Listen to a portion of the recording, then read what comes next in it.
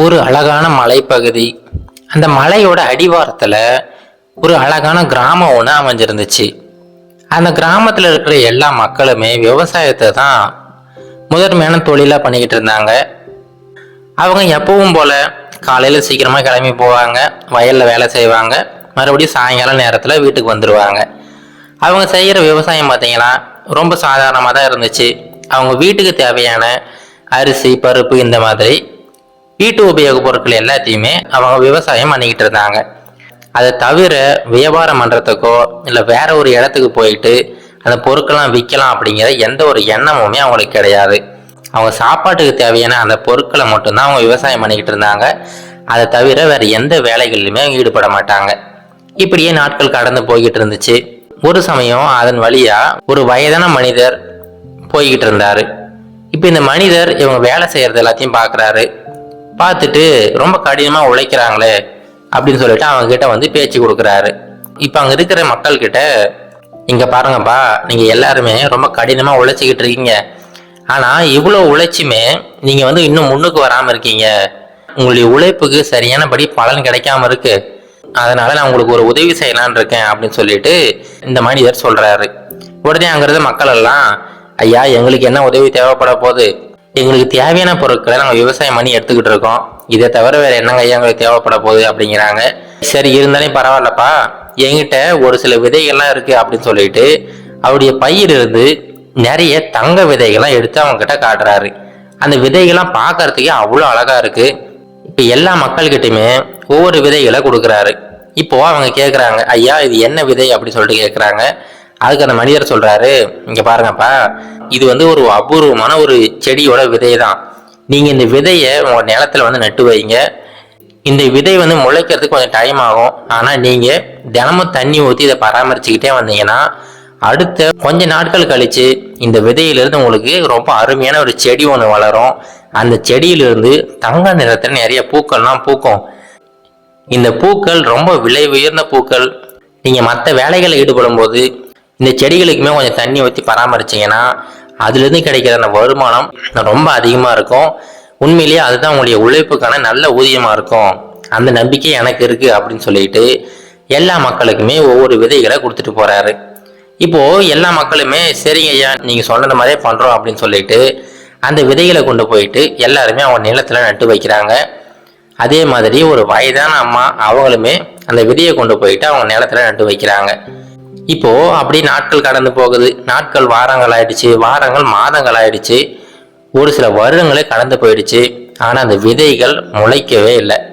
மற்ற எல்லா மக்களுமே நம்பிக்கை இழந்துட்டாங்க. அந்த விதை இருந்த இடம் எங்க இருக்குன்னு கூட தெரியல. அந்த விதைக்கு தண்ணி ஊட்டுறது கிடையாது, அதை பராமரிக்கிறது கிடையாது, அப்படியே அதை விட்டுட்டாங்க. ஆனா அந்த வயதான அம்மா வாங்கிட்டு போனாங்க பார்த்தீங்களா, அந்த விதையை அவங்க தினமுமே தண்ணி ஊற்றிக்கிட்டே இருக்காங்க. அது முளைக்குதோ முளைக்கலையோ அதை பராமரிக்கிறது என்னுடைய கடமை அப்படிங்கிற மாதிரி தினமும் அதை பராமரித்து பார்த்துக்கிட்டே வராங்க. அப்படியே ஒரு சில வருடங்கள் கடந்து போயிடுச்சு. 2-3 வருடங்கள் கழிச்சு யாருமே எதிர்பார்க்காத விதமா அந்த விதையிலிருந்து ஒரு சின்னதாக ஒரு செடி ஒன்று வளருது. அதை பார்த்த உடனே இந்த அம்மாவுக்கு ரொம்ப மகிழ்ச்சி. அந்த செடியை சுற்றி வேலி போடுறாங்க. அந்த செடி ரொம்ப மென்மையாக இருக்குது. எது மிருகங்கள் வந்து அதை கடிச்சிடக்கூடாது அப்படிங்கிறதுக்காக ரொம்ப பாதுகாப்பாக அந்த செடிக்கு தண்ணி ஊற்றி வளர்த்துக்கிட்டே வராங்க. அடுத்த ஒரு சில மாதங்கள்லேயே அந்த செடி ஒரு சின்ன மரமாகவே மாறிடுச்சு. அந்த மரத்திலிருந்து நிறைய தங்க நிறத்தில் பூக்கள்லாம் பூக்க ஆரம்பிச்சிடுச்சு. இப்போது ஒரே ஒரு விதை தான் அவங்க போட்டாங்க. ஆனால் அந்த விதையோட வேறு நிறைய இடங்களில் பரவி அவங்களோட தோட்டம் ஃபுல்லாகவே இந்த செடிகள் அதிகப்படியாக வளர ஆரம்பிச்சிடுச்சு. அந்த சமயத்தில் பார்த்தீங்கன்னா இவங்க தோட்டம் முழுவதுமே தங்க நிறத்தில் பூத்து குலுங்கிக்கிட்டு இருந்துச்சு. அந்த பூக்களை வாங்குறதுக்காக வெவ்வேறு ஊர்களிலிருந்து வெளிநாட்டுகளிலிருந்து கூட நிறைய மக்கள் அங்கே வந்து அதிக விலை கொடுத்து அந்த பூக்களை வாங்கிட்டு போய்கிட்டு இருந்தாங்க. அந்த சமயம் இதுக்கு முன்னாடி வந்தார் பார்த்தீங்களா, அதே வயதான மனிதர் அந்த ஊருக்கு வராரு. வந்து பார்த்தா அவர் கொடுத்த எந்த ஒரு விதையுமே முளைக்கல. மற்ற எல்லா மக்களுமே அந்த விதை மேல இருந்த நம்பிக்கை விட்டுட்டு அதை அப்படியே பராமரிக்காம போட்டுட்டாங்க. ஆனா இந்த வயதான அம்மா மட்டும் இந்த விதையை பராமரிச்சு பாதுகாத்ததுனால அவங்க தோட்டம் ஃபுல்லாவே தங்க நிறத்துல பூத்து குலுங்கிட்டு இருந்துச்சு. இப்போ இந்த வயதான மனிதருக்கு ரொம்ப மகிழ்ச்சி. அந்த அம்மா கிட்ட போயிட்டு, அம்மா எனக்கு ரொம்ப மகிழ்ச்சியா இருக்கு, நான் கொடுக்கும்போதே சொல்லி தான் கொடுத்தேன் எல்லாருக்கிட்டையுமே, இந்த விதை முளைக்கிறதுக்கு கொஞ்சம் டைம் எடுக்கும், அதனால நீங்கள் கொஞ்சம் பொறுமையாக இருங்க, பொறுமையாக அந்த விதையை வந்து பாதுகாத்துக்கிட்டே வாங்கன்னு சொன்னேன். ஆனால் யாருமே அதை கேட்கல. நீங்கள் மட்டும்தான் நான் சொன்னதை நம்பி இந்த விதையை பாதுகாத்துட்டே வந்திருக்கீங்க. கண்டிப்பாக இதோடைய பலன் உங்களுக்கு கிடைக்கும் அப்படின்னு சொல்லிட்டு அந்த மக்கள்கிட்டயுமே ஒரு சில வார்த்தைகள் பேசுகிறாரு. அது என்னன்னா, இங்கே பாருங்கப்பா, இப்போ இந்த அம்மா கொஞ்ச காலம் பொறுமையாக இருந்தாங்க. அவங்க பொறுமையாக இருக்கும்போது கூட அவங்க செய்ய வேண்டிய அந்த கடமையை செஞ்சுக்கிட்டே தான் இருந்தாங்க. அந்த விதையை ரொம்ப பாதுகாப்பாக வளர்த்துக்கிட்டு இருந்தாங்க. தினமும் தண்ணி ஊற்றிக்கிட்டே இருந்தாங்க. ஆனால் நீங்கள் உங்களுடைய பொறுமையை வந்து சீக்கிரமாகவே இழந்துட்டீங்க. அதனால் இவ்வளோ பெரிய தோட்டத்தை உங்களால் உருவாக்கவே முடியலை. இது இந்த விதைக்கு மட்டும் கிடையாதுங்க, உங்கள் வாழ்க்கைக்குமே இது உதவும். உங்கள் வாழ்க்கையிலுமே நீங்கள் ஏதாவது ஒரு விஷயம் செய்யணும் அப்படின்னா அதுக்கு கொஞ்சம் பொறுமையாக இருந்து தான் ஆகணும். எடுத்த உடனே அந்த விஷயம் நடக்கணும் அப்படின்னு ஆசைப்பட்டீங்கன்னா அப்போது நீங்கள் ரொம்ப சீக்கிரமாகவே உங்கள் பொறுமையை எழுந்துருவீங்க.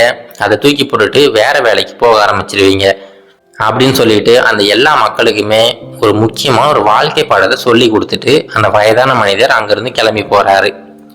இது போல தாங்க நம்மளுடைய வாழ்க்கையிலுமே இப்பெல்லாம் வந்து இந்த இன்ஸ்டன்ட் கிராட்டிஃபிகேஷன் அப்படிங்கிறது ரொம்ப அதிகரிச்சுக்கிட்டே போய்கிட்டு இருக்கு.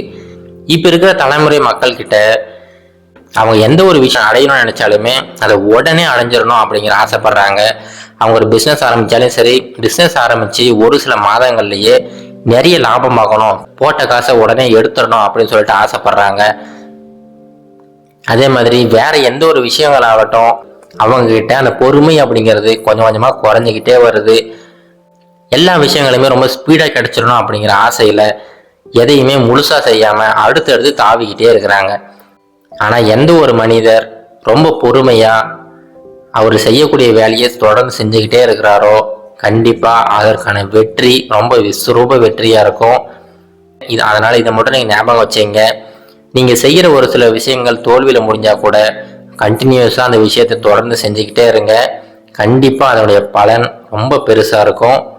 அதனால் நீங்கள் இந்த பொறுமையை மட்டும் இழக்காமல் தொடர்ந்து உழைச்சிக்கிட்டே இருங்க. கண்டிப்பாக எல்லாருமே முன்னேறலாம். இது கரேஜ் டு ஆக்ட் மோட்டிவேஷன் கதைகள்.